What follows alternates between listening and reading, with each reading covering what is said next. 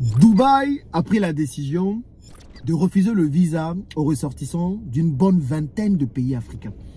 Et vous êtes là. Plusieurs m'avaient envoyé des messages, des mails, des commentaires pour me dire « Jean-Yves, qu'est-ce que tu en penses? Dubaï ne veut plus des Africains sur son sol. Mais les Africains, que vont-ils devenir? D'ailleurs, toi, tu as vécu à Dubaï, n'est-ce pas? Tu as des entreprises à Dubaï. Mais qu'est-ce que tes entreprises vont devenir? Est-ce que tu vas devoir les fermer si tu ne peux plus partir à Dubaï parce que tu as un passeport ivoirien? Qu'est-ce que tu vas faire? Donc vous êtes nombreux à m'avoir envoyé ce genre de message. En ce moment, la blogosphère africaine est en ébullition. Les gens se demandent mais qu'est-ce qui se passe? Surtout que Dubaï n'a même pas donné les raisons pour lesquelles il a décidé, ou elle a décidé, ou le pays a décidé de refuser les Africains, en tout cas d'une bonne vingtaine de pays sur son territoire. Je vais vous dire ce que je pense dans cette vidéo. Je vais vous donner mon avis franc.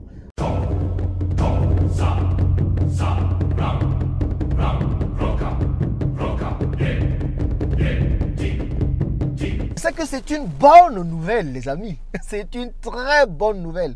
Enfin, un pays qui est courageux pour donner une leçon aux Africains.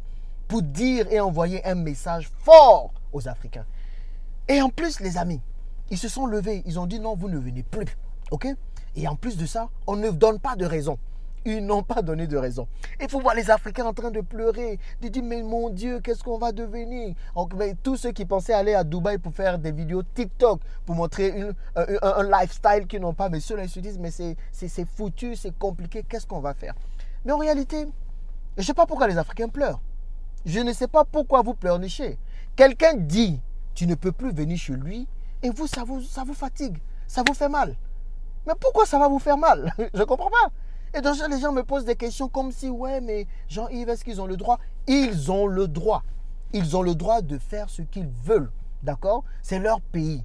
Moi, je suis venu ici sur ma chaîne. Je vous ai dit plusieurs fois, déjà aux personnes de la diaspora, les amis, pensez à l'Afrique d'abord. Il faut que l'Afrique soit votre plan A.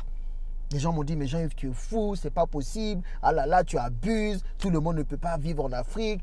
La terre entière appartient à tout le monde. Chacun est libre d'aller où il veut.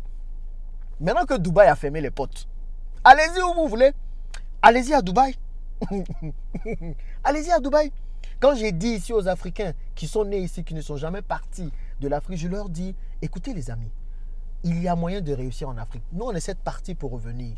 Mais maintenant, quand vous êtes dans un monde où on ne veut pas des Africains, en Occident, on ne veut pas des Africains, que ce soit l'Europe, que ce soit les États-Unis, en Asie, on ne veut pas des Africains, au Moyen-Orient, on ne veut pas des Africains. Donc, au lieu de vous fatiguer à vouloir aller quelque part où on ne veut pas de vous, pensez à créer des business ici pour réussir.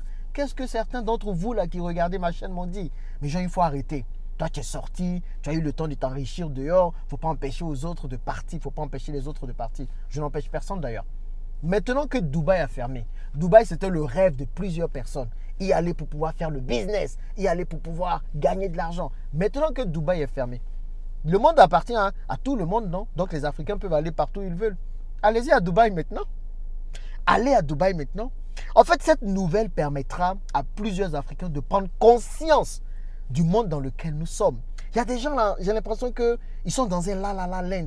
Pourquoi Dubaï ferme les frontières? Et il faut qu'ils nous donnent des explications. Ils ne vous doivent aucune explication. Quelqu'un ferme la maison. Il ferme sa maison, il dit que tu n'es pas le bienvenu chez lui. Toi, tu as venu t'offenser qui n'a pas donné d'explication. Il ne te doit aucune explication. Dubaï ne nous doit aucune explication. Et c'est ce que j'aime avec les autorités de Dubaï. Ils ne sont pas là pour plaire. Ils ne sont pas là pour plaire. Ils disent on ferme les frontières du jour au lendemain. Et c'est bien que ce soit arrivé parce que vous allez comprendre maintenant la nécessité de voyager ici. Il y a certains là qui voyagent à Dubaï pour dire ben oui, moi j'étais à Dubaï. Hein. Ah bon? Tu étais à Dubaï? Maintenant que Dubaï est fermé, il faut partir à Dubaï. Tu ne peux plus. Mais c'est important de comprendre que maintenant nous allons faire du tourisme dans nos différents pays, en tout cas pour ces personnes. Moi en 2020, j'ai pris ma caméra, j'ai payer un vidéaste et je continue de le faire pour dire allons en Afrique, visitons des pays africains, donnons envie aux Africains de visiter l'Afrique. On a parcouru plusieurs pays. Jusqu'à aujourd'hui, ça fait peut-être une dizaine de pays que nous avons parcouru. Aujourd'hui, actuellement, je me trouve au Bénin, vous comprenez, pour pouvoir montrer une autre facette de l'Afrique. Comprenez que, les amis, on est bien que chez soi, on est bien que chez nous. Donc, si on ne prend pas le temps de valoriser chez nous et de partir dans des endroits intéressants chez nous, qui va le faire? Qui va le faire? Qui va le faire? Il y a de beaux endroits au Bénin. Moi, je regarde le Bénin, Ouida. Je ne suis pas encore allé à Parakou et dans d'autres villes, mais c'est beau. La Côte d'Ivoire, il y a des choses à voir. Le Sénégal, il y a des choses à voir. Il y a les Seychelles, il y a la Namibie, il y a l'Afrique du Sud, tout ça. Il y a tellement d'endroits, tellement beaux à voir que partir à Dubaï pour les vacances, pour flamber, ce n'est plus à la mode. Maintenant, si vous voulez chercher du travail, vous allez comprendre que les amis, il faut chercher du travail maintenant ici. Il faut lancer des business en Afrique. C'est la seule et l'unique voie de réussite pour plusieurs personnes. C'est très important. Il faut que cela nous ouvre les yeux. On ne veut pas de nous dans le monde entier. Mais c'est fou. On ne veut pas de nous dans le monde entier. Il faut qu'à un moment donné, on tape la poitrine pour dire, mais écoutez, vous ne voulez pas de nous, mais on reste chez nous. On a aussi un chez nous. On a aussi un toit. On a aussi un continent. Je préfère largement vivre dignement dans ma cabane que de vivre dans un palace où je ne suis pas voulu, où je suis rejeté, où clairement on me montre que je suis indésirable. En fait, et je l'ai plusieurs fois dit ici, l'Africain est l'un des seuls êtres sur Terre qui vit dans une cabane dont le rêve est de partir chez les autres. En gros, il vit dans une cabane avec l'extérieur pas très bien et l'Européen est venu le voir pour lui dire « Ah, Africain, j'ai vu que chez toi il y a quelque chose, je veux bien me servir. » L'Africain dit « Vas-y, prends. » L'Américain vient ensuite pour dire « Je vois qu'il y a de l'or ici. Je veux prendre ici. Je vois qu'il y a du manganèse, je veux prendre. » L'Africain lui dit « Vas-y, prends. » L'Asiatique vient, il demande également « Je veux prendre un peu d'or, un peu de diamant. » L'Africain dit « Vas-y, prends. » Et l'Africain, du coup, il voit l'Européen, l'Américain, l'Asiatique développer chez lui. Vous voyez? Et à un moment donné, il se dit « Mais mince, comment ils ont fait pour faire ça? Il faut que j'aille chez eux. Il faut que j'aille vivre là-bas. Parce que visiblement, moi, je ne peux pas le faire. » Alors que l'Africain ne sait pas que tout est ici. Tout est chez lui. Et il se dit que le seul modèle de réussite, c'est de partir chez l'autre. Il faut que nous arrivions à déconstruire cette idée-là qu'il nous faut absolument partir chez les autres pour réussir. On peut réussir en Afrique. Ce n'est pas mon cas. Je suis parti, je sais. Mais je me dis que si j'avais le niveau d'information et de connaissances que j'ai aujourd'hui, peut-être que je n'allais pas avoir besoin de partir de l'Afrique pour réussir. Et c'est ça mon combat. Rester ici, réussir ici. Si le monde entier ne veut pas de nous, on va se débrouiller pour réussir ici. On n'a pas d'autre choix. Et c'est pour ça ce genre d'information où on nous dit on ne peut plus aller chez les autres, ça me plaît, ça me fait rigoler. Ça me dit enfin les Africains vont comprendre. Et ils comprendront. Maintenant, je vous vois là, vous vous dites, mais Jean-Yves, tu dis tout ça. Mais tu as une entreprise à Dubaï, comment tu vas faire? Il y a les uns et les autres. Il y a les uns et les autres. D'ailleurs, petite information, j'ai reçu la valuation, comment je peux dire, l'évaluation ou la valeur de mon entreprise EasyBox de livraison à Dubaï et au Kenya. Et cette entreprise fait aujourd'hui 15 millions de dollars. C'est la valeur de l'entreprise aujourd'hui à date. 15 millions de dollars. Moi, vous savez, j'ai des preuves de tout ce que je dis. Ce n'est pas les gens que les entreprises fictives et puis on ne voit pas là.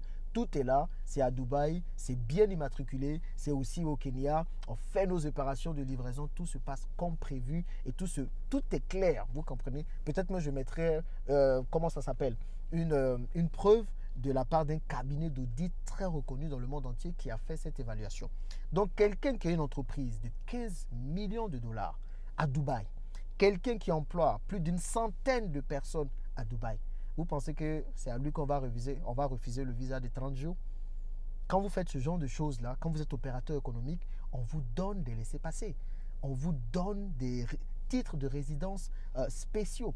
Et c'est ce genre de titres-là que j'ai. Malgré mon passeport vert de Côte d'Ivoire, je peux aller à Dubaï comme je veux. Comme j'allais partir peut-être à Libreville ou comme j'allais partir même dans un quartier d'Abidjan. Donc ça ne s'adresse pas à moi les amis. Et c'est là que vous voyez qu'il faut gagner de l'argent. Il faut être opérateur économique. Quand on part chez les autres, il faut qu'on monte des entreprises. Il faut qu'on soit ambitieux au lieu de juste partir tendre la main et faire les petits boulots. Il faut qu'on aille, qu'on emploie des gens, qu'on devienne indispensable dans le pays des autres. C'est la seule façon par laquelle nous allons nous faire respecter. Vraiment, c'est la seule façon par laquelle nous allons nous faire respecter. Sinon là, le monde entier ne voudra pas de nous. Et nous allons continuer à pleurer. Et vous voyez, peut-être même que Dubaï avait juste des problèmes avec le Nigeria. Mais ils ont dit, allez, tous ces pays africains, c'est la même chose. On ne veut plus d'eux. Donc vous qui pensez que être Camerounais, c'est différent d'être Ivoirien, c'est différent d'être Togolais, c'est différent d'être Béninois. Les amis, on est dans le même bateau. On est dans le même bateau. Donc si on ne s'unit pas pour nous développer ensemble, pour changer l'image de l'Afrique, on sera toujours la risée du monde. Et encore une fois, nous allons venir pleurnicher sur les réseaux sociaux. Les panafricanistes du clavier qui sont là juste à pleurer sur les réseaux sociaux au lieu de faire les autres, au lieu de faire les choses comme il se doit. Dubaï ne veut plus de vous. Dubaï ne veut plus de vous. Maintenant, vous allez développer votre pays. Dites-moi ce que vous en pensez dans les commentaires. En tout cas, pour moi, c'est une très belle nouvelle. Je sais qu'il y a beaucoup de gens qui font du commerce à Dubaï, qui doivent partir à Dubaï pour faire du commerce. Mais écoutez, les amis, si on ne comprend pas qu'il faut qu'on développe chez nous, là, si on ne comprend pas ça aujourd'hui, on ne comprendra jamais. Dites-moi ce que vous en pensez dans les commentaires et on se retrouve dans une prochaine vidéo. A plus.